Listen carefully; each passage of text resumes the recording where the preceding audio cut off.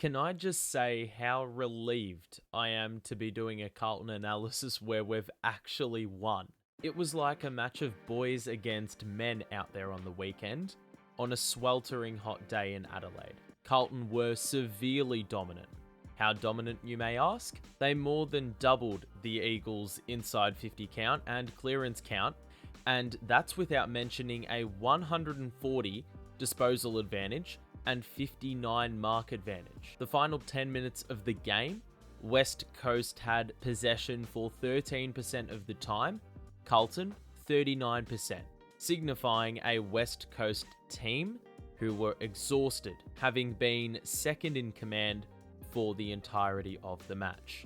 I get it. West Coast resembled a bunch of traffic cones at times, and I had to rub my eyes just to make sure I still wasn't in the month of Feb watching an Amy Community Series match. Though, whilst there were a bunch of components in Carlton's game that still need mending, I'm not going to let that blur my vision with regards to the positives. Carlton scored a bunch of goals from attacking midfield chains, and I think that's what we need to focus on. Carlton obviously had a boatload of inside 50s, and much of that was due to clearance, but also territory dominance for much of the game. And with such a large sample of inside 50s, and also 23 marks inside 50, I thought it would be right to take note of some of the inside 50 entries and see how the benefits surfaced. And also where Carlton didn't necessarily get bang for their buck. For much of the first half, there was absolutely no pressure on some play through the corridor. Mind you though, Carlton needed to be brave enough to execute these kicks, and they did for the early portion of the match. It was affording them opportunities to use the ball efficiently, heading inside 50 as West Coast were rolling up with little to no effect. Kicking from a standing start, kicking under pressure, kicking from probably the 70 to 90 meter range from goal, not all that effective. The deepest forwards aren't remaining deep and are getting attracted to the same ball, and it's making the play small with many players in a tight area. You're relying on the small forwards to do something they haven't all year. And kicks from that sort of range, traversing that far, is holding up in the air longer. With a smaller forward line, that shit isn't optimal. There were still components of these high and long kicks on forward 50 entries, and these weren't always the most rewarding, nor most resourceful when working with all this space. Some of this came off the back of down the line play, which we know all too well that this reaps a similar sort of inside 50 entry. It was when Carlton players made the conscious decision to maximise this corridor play, especially as the game wore on when fatigue set in, that they looked a better offensive unit. Not by kicking long, but by retaining possession through taking an extra kick to reach the same target more effectively. As you do this, that's when you can force a defensive breakdown, as numbers need to press, can't impact, and leave men open in vulnerable areas. Kick-ins and back 50 exits looked pretty good early in the game for transitioning purposes, capitalizing on this freedom. On this example, you've got most numbers on one side, targets lining the boundary on the weak side, and the numbers in front are keeping a leading space clear. With the precision of such a kick, it creates indecision in the opposition. And so then you have the opportunity for mass exposure over the top. There's that much room, we don't even need a kick inside 50. We can run it in and work with the time and space. Something that apparently Zach Williams had too much of here. Carlton were measured yet proactive with their build-up at times, and it enabled runners to carry the ball through midfield as they too could attack space to generate time and space further up the field, as seen on this example. Of course, having time on the ball means kicking should be executed. At times this year, we haven't necessarily seen that, but this sort of thing was much better on the weekend. I think these are the kinds of transition plays heading forward, which are usually problematic. Carlton did get some good motion on field if they were able to mark the ball or win a contest at the corner of the square defensive side at half-back. Though on this example, when Charlie gets this mark on centre wing, you need probably one more kick to get yourself an inside 50, which will give you a good chance of kicking a goal. with players available in that space. The problem here is the space ahead favours the runner ahead, but with these two individuals trying to get forward, they're filling up that space, and so now, this space now favours the Eagles player holding this position. And this kick is the kind of disjointed, shallow inside 50 kicks we've been looking at for weeks.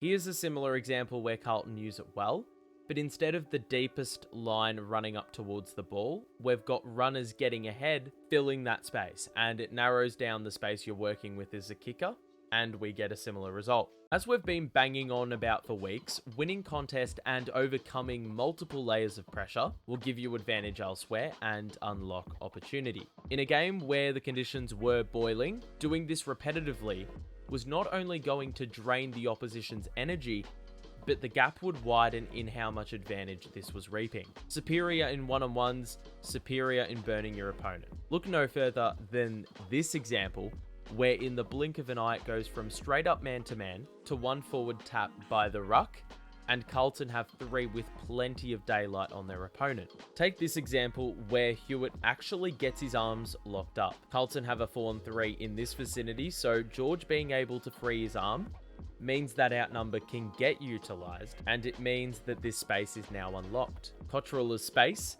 and Kemp pushing off the back leg can hit the ball with a full head of steam, and Cottrell's delivery is a strong one.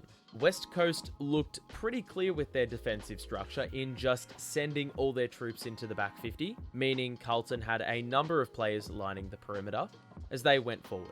That's why this territory advantage was imperative. They weren't afraid to chip it around, get their backmen involved as a part of a high line, and use the entire outskirts of the arc to try and find an extra 35 to 50 metres out from goal. Or just try get it much deeper, which I think for forward half footy is the best way you can go about it with such a congested front half. But if I had to pick the entries that really stand out to me, and are the ones that are being drip fed so far this season, it's these.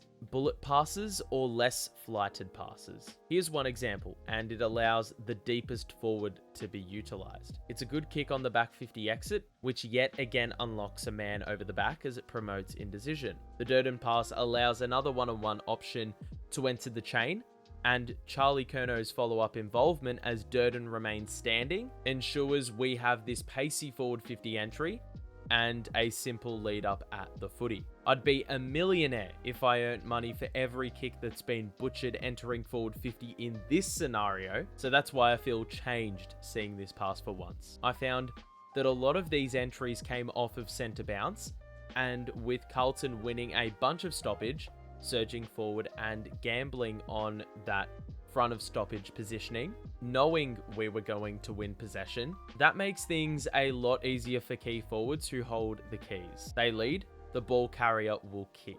On this example, there's George with another vital contest win to bat it to Chera, who will now see a Carlton player slip forward, and in the blink of an eye, every blue is goal side. This is the cue for Charlie once Carlton spread things a little. That's his time to lead, and it helps that Lord, Will White, and Jesse Motlop have all cleared out to mean not only can Charlie lead without hesitation or traffic impeding him, but Cottrell also has more to aim at, and there's less hindrance for where he's kicking the ball. The entries that also fall under this category, it's the ones where you pick your spot. See an opening to drop the footy into and actually executing that pass. Carlton open up the far side on this example and are able to beat the Eagles into the wide areas. Beyond this, Zach Williams' execution is spot on, bringing it back into an area where the Eagles do not have coverage. Carlton sides either A, don't recognise this, or B,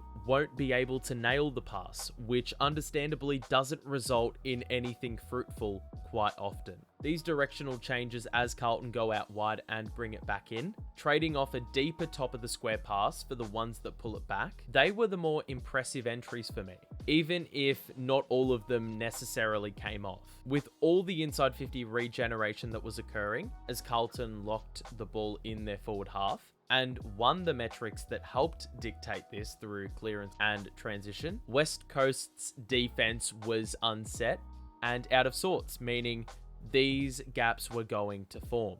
Here's a good example of that.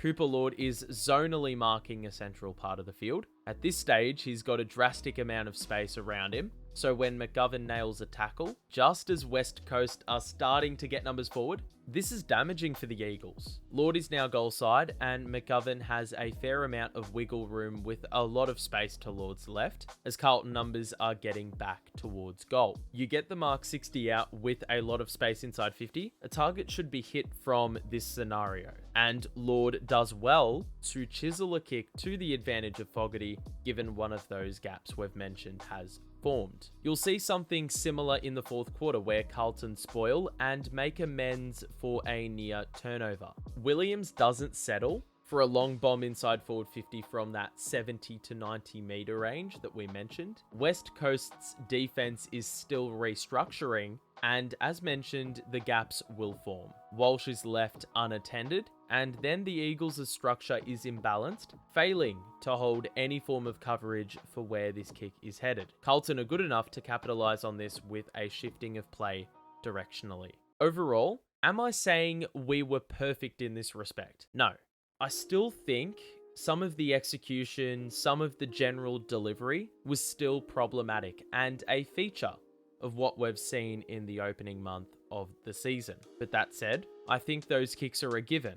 It's about how you add variance to your delivery inside 50, and I think Carlton did that more strongly on the weekend. A lot more short passes opened up the ground as Carlton lined the 50 and ran from the back 50 towards it, which created higher percentage looks inside 50. This controlling brand they played definitely played into Carlton's ability to possess more time and space, which has been largely limited so far in 2025. I think Carlton needed to see a few passes connect and experience a bit of method execution just to boost their confidence, knowing their game works for every game they play going forward. But what do you think? Was the sheer fact we were playing West Coast the reason for this improvement? Or would you say it wasn't a given and the onus was more on Carlton to execute? We'll be back next week for another analysis, but until then, stay safe, chat to you soon, and bye for now.